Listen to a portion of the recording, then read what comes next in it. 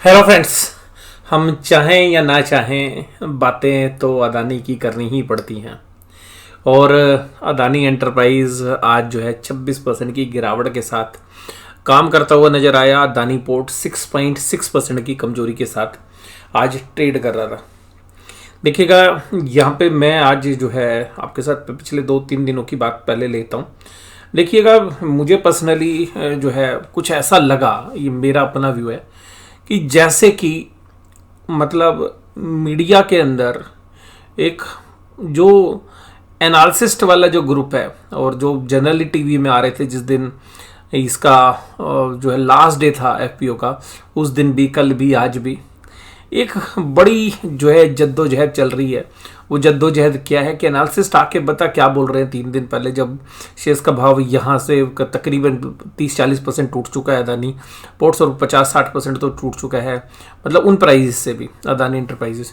तो क्या बोल रहे थे एनालिसिस्ट, और बड़े दिग्गज एनालिसिस्ट जो है टीवी में बैठ के बोल रहे थे ये तो बहुत अच्छी वैल्यूएशंस हैं, कैश रिच मॉडल है इनका, इतना बड़ा पोर्ट, इतना जो बड़ा इंफ्रास्ट्रक्चर है, तो उसके सामने तो ये कर्ज कुछ भी नहीं जो है रहता, ये कोई रिपोर्टिंग है। तो मतलब मैं ये कह रहा हूँ कि एक बहुत बढ़िया जब उस तरीके से मीडिया मैनेजमेंट करने की कोशिश की गई। और देखिएगा, मुझे पर्सनली ऐसा लगता है कि जो एक नैरेटिव सेट किया जाता है उसके बाद जो है रिटेलर को बेचारे को फंसा दिया जाता है, और उसके बाद फिर आता है एएसएम जो आपको पता ही होगा।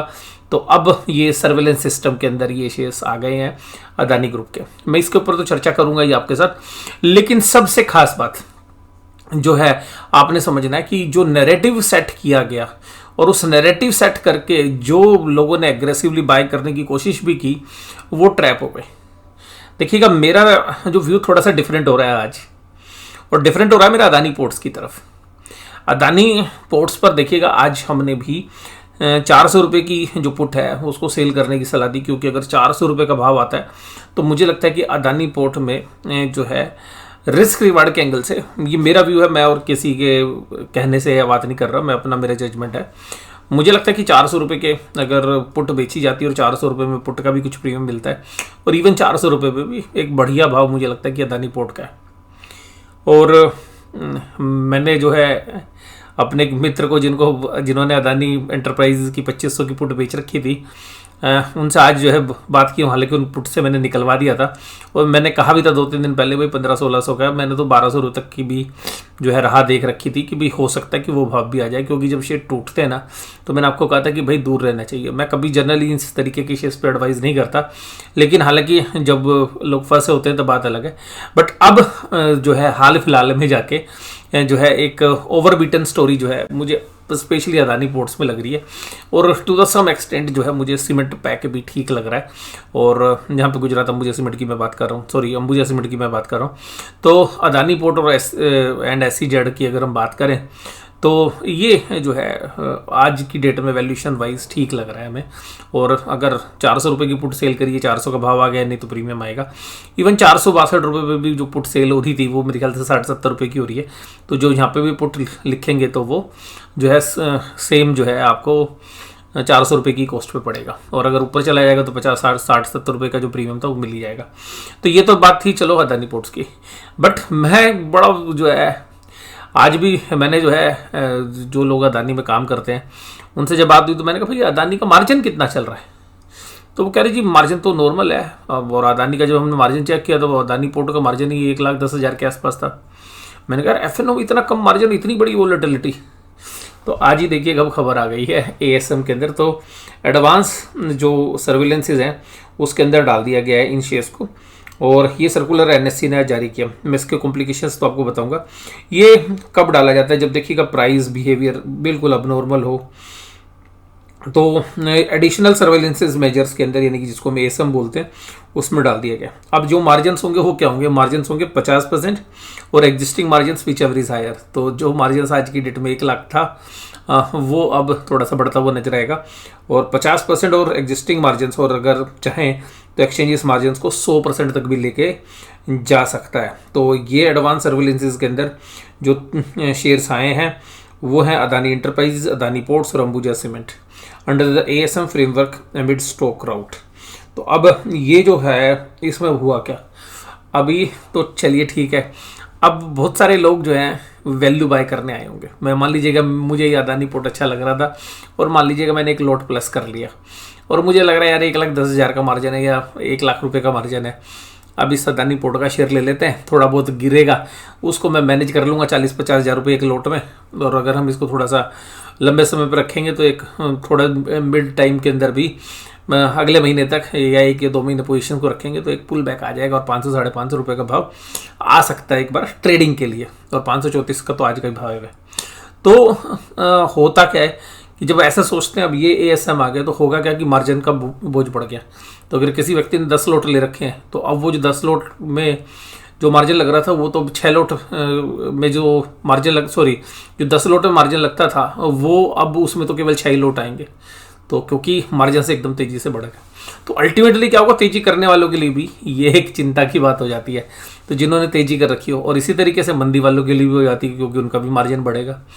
बट जो लोग शेयर्स को रोकने की कोशिश कर रहे थे, जो फंडामेंटल व्यू रख रहे थे, तो कभी कभी ऐसे भी जो है घटनाएं घटती हैं। और देखिएगा हमारे यहाँ पे एक्सचेंजेस जागते ज़रूर है लेकिन कभी कभी लेट जागते हैं। और हालांकि देखिए उनके पास एक ही टाइम था क्योंकि पहले तो FPO को सब्सक्राइब कराना था। अगर उसी समय पर ASM लिस्ट में आते तो शेयर इसी तरह तरीके से टूटता नहीं फ्रीली। तो अल्टीमेटली एक जो है मार्केट मैकेनिज्म जो है वो होना चाहिए। तो मुझे लग रहा है कि एक्सचेंज ने बहुत अच्छे फैसले लिए हैं। और अभी क्योंकि एक ही दिन था, क्योंकि कल रात को तो फैसला लिया था तो सुबह सुबह में तो ASM में नहीं डाल सकते थे, लेकिन आज जिस तरीके से शेयर्स की पिटाई हुई है तो ये जो है अब जो गिरावट है देखिएगा और भी गहरा सकती है, इसमें कोई डाउट नहीं है और इसमें कोई संदेह भी नहीं है। बट मुझे लगता है कि अब वैल्यूएशंस फेयर के आसपास अदानी पोर्ट्स तो आ गया है और जो है मुझे लग रहा है अदानी विल्मर भी थोड़ा सा और टूटेगा क्योंकि वो 5% के कैप में है, तो उसमें भी आ सकती है वैल्यूएशंस। बट ये सब लॉन्ग टर्म के व्यूज़ हैं और कर्ज बहुत है। तो अब जो जंक्स कैटेगरी में अगर लोन्स जाते हैं तो अल्टीमेटली जो चैलेंजेस हैं वो अदानी ग्रुप को भी बहुत है। जो मैंने तीनों चीज़ें आपके साथ बात की थी, LIC, SBI और सरकार बैकफुट पे, आज उसका आपने पॉलिटिकल नज़ारा भी देख लिया। मैंने ये चीज़ें आपको खुले रूप में जो है पहले ही ये सारी चर्चा की थी और वो अब जो है सच होती हुई नज़र आ रही है। जिस तरीके से आज पॉलिटिकली जो है अपोजिशन जो पार्टी है वो जिस तरीके से उन्होंने हंगामा किया संसद में भी और संसद के बाहर भी, तो वो जग जाहिर है और वहाँ पर उनकी चिंता भी टू द सम एक्सटेंट ठीक है। लेकिन यहाँ पर जो कंपनियाँ जिस तरीके की हैं ये, तो इसमें एक बात और भी ध्यान रखनी चाहिए कि यहाँ पर हमारी वेल्थ लगी हुई है, इंडिया की वेल्थ लगी हुई है, उन चीज़ों को भी देखना और फिर जिन लोगों को एम्प्लॉयमेंट मिला है उन सब चीज़ों के नज़रिए से देखिएगा। केवल ये कि भाई अदानी जी को फेल करना है वो भी शायद मुझे नहीं लगता कि बड़ा लॉजिकल है। हाँ, वैल्यूएशंस हमें भी बहुत अनफेयर लगती थी, हो सकता है कि कहीं पर अनफेयर एडवांटेज भी मिला होगा, हम इस बात से भी मना नहीं कर रहे। बट ये ध्यान रखिएगा कि ये जो एंटरप्राइजेज हैं ये अपनी कंट्री के लिए, और उस एंगल से भी हमें देखना चाहिए कि भाई जो कुछ भी है वो सच जो हो वो ठीक काम करे और देश के इंटरेस्ट में क्या चीज़ें वो भी ध्यान रखनी चाहिए। और बेशक से देखिएगा मैं खुद बड़ा एग्रेसिवली आपके साथ ये बात कर रहा था कि भाई प्रॉफिट बुकिंग होगी, अदानी एंटरप्राइजेज का शेयर जाएगा, और उन्होंने भी देखिएगा ये एक सबसे बढ़िया बात की कि वो 3,3100 रुपये लेके रख लेते और फिर बाद में शेयर्स की पिटाई होती। तो वो भी देखिएगा अदानी ग्रुप ने नहीं किया, तो वो भी एक हमें ठीक लगा, वेलकम स्टेप था मेरी तरफ से। तो कुल मिलाकर शेयर्स जो है अपनी प्राइस डिस्कवरी कर लेगा और अब शायद जो थोड़ा सा जो गिरावट है वो शायद थोड़ी सी ज़्यादा होगी। मुझे स्पेशली अदानी पोर्ट्स थोड़ा सा ठीक लग रहा है, मेरे व्यक्तिगत मत है, मैं कोई बाइंग या सेल रिकमेंडेशंस नहीं कर रहा हूँ। जिस तरीके का मैं सोचता हूँ वो मैंने आपके साथ चर्चा की है। बट हमें लग रहा है कि पहले बहुत लोगों को फंसाया गया, मतलब मीडिया भी मैनेजमेंट हुई, सब कुछ हुआ, और किस तरीके से लोगों ने मुझे ऐसा लग रहा था कि यार ये आदमी जो बोल रहा है ना, इसको खुद भी पता होगा कि यार इसकी पिटाई होगी, और ये आदमी मतलब किसी आदमी को ना भी अगर लाख रुपए का सामान दिलाएगा ना, अब ये अगले 48 घंटे के अंदर ये पैसे ना 70,000 रुपये हो जाने हैं, और ये हमें साफ साफ दिख रहा है। पता नहीं लोग ऐसे कैसे कर लेते हैं। देखिएगा आप गलत हो सकते हो, लेकिन जब जो चीज़ आपको खुद यकीन ना हो वो आप दूसरों को दिलाएं, और जो पुराने एक्सपीरियंस लोग हैं वो तो इस बात को जानते हैं कि जब इस तरीके से का प्राइस इरोजन होता है, लोन वाली कंपनीज होती हैं, तो उसकी जो तह है वो फेयर वैल्यू के भी नीचे जाती हैं। तो मान लीजिए कि किसी भी शेयर्स की फेयर वैल्यू, हालांकि प्राइस डिस्कवरी करता है बाजार, लेकिन बाजार भी ना हमेशा ऐसा नहीं है कि उसी वैल्यू के आसपास रहेगा जो कि फेयर है। तो फेयर वैल्यू तो देखिएगा आज तक कोई बता नहीं पाया कि किस चीज़ की क्या फेयर वैल्यू होगी, बट एक सिस्टम बना हुआ है, जो पीयर वैल्यूशंस हैं, जो बाकी पैरामीटर्स हैं, उन सबको अगर हम ध्यान में रखें तो मुझे लगता है कि अदानी पोर्ट जो है बिल्कुल फेयर वैल्यूशंस के आसपास है। या तो आपको थोड़ा सा मैं ये कह सकता हूँ कि थोड़ा सा आपको मतलब रिस्क रिवार्ड के एंगल से ठीक लगेगा सभी पैरामीटर्स को ले तो। लेकिन मैं ये नहीं कह रहा हूँ किसी को कि अपने बाय करना है सेल करना है, बट मैं ये देखता रहा कि भाई किस तरीके से मतलब रिटेलर को हर कोई फंसाने के लिए कैसे तैयार रहता है, वो हमें देखने के लिए जो है मिला। और मतलब बड़े बड़े एनालिसिस जो है आके मतलब पिछले 3-4 दिनों से, भैया इसको खरीदो खरीदो, इसमें तो बहुत वैल्यू है। वैल्यू देखिएगा अभी भी मैं कह रहा हूँ कि यहाँ पे भी वैल्यू लग रही है अब हमें, ठीक है। इतना प्राइस इरोजन होने के बाद तकरीबन 40-45% अदानी पोर्ट टूट चुका है। अदानी एंटरप्राइज तो आपको पता ही है कि भाई 4,000 का भाव आज 1,500-1,600 रुपये के बीच में आ गया। तो अदानी एंटरप्राइज में देखिएगा बहुत सारे बिजनेसेस हैं, लेकिन कुछ भी हो सकता है। अगर हम इसी तरीके की बात करें तो भाई अदानी एंटरप्राइजेज ने जो बॉम्बे वाला एयरपोर्ट है वो जीवीके से लिया था। तो जो जीवीके है वो भी तो वही एक बात कहते थे असेट्स, उनके पास भी पावर सेक्टर में बहुत असेट्स थी, उनके पास भी एयरपोर्ट्स थे, उन्होंने भी बहुत इंफ्रास्ट्रक्चर डेवलपमेंट की थी। बट हुआ क्या भाई, जीवीके में शेयर होल्डर्स के तो पैसे नहीं बने ना, वो भी तो डेट के चक्कर में फंसा। और एक बात देखिएगा अदानी एपिसोड से आपको भी सीखनी है, ध्यान रखिएगा। जो चीज़ अदानी जी जो है मैनेज नहीं कर पाए वो ध्यान रखिएगा, जो चीज़ अदानी जी मैनेज नहीं कर पाए वो आप कैसे मैनेज करोगे। तो एक चीज़ हमेशा ध्यान रखिएगा, जो डेट होता है ना बैलेंस शीट के अंदर, जो डेट होता है बैलेंस शीट के अंदर, वो आपकी पर्सनल बैलेंस शीट में भी होता है। तो जब आप लोग एफएनओ में ट्रेड करते हैं तो ये जो है बड़ा सीरियसली मैं आपको बोल रहा हूँ कि वहाँ पर भी एक लीवरेज होता है। आप मार्जिन फंडिंग से शेयर्स खरीदते हैं, ये चीज़ें बहुत अच्छी हैं। आपको अगर मैनेज करनी आती है एफएनओ बहुत अच्छे से, अगर आप अपने रिस्क को मैनेज कर सकते हो बहुत अच्छा है। आप अगर मार्जिन फंडिंग को अच्छे से मैनेज कर सकते हो बहुत अच्छा है।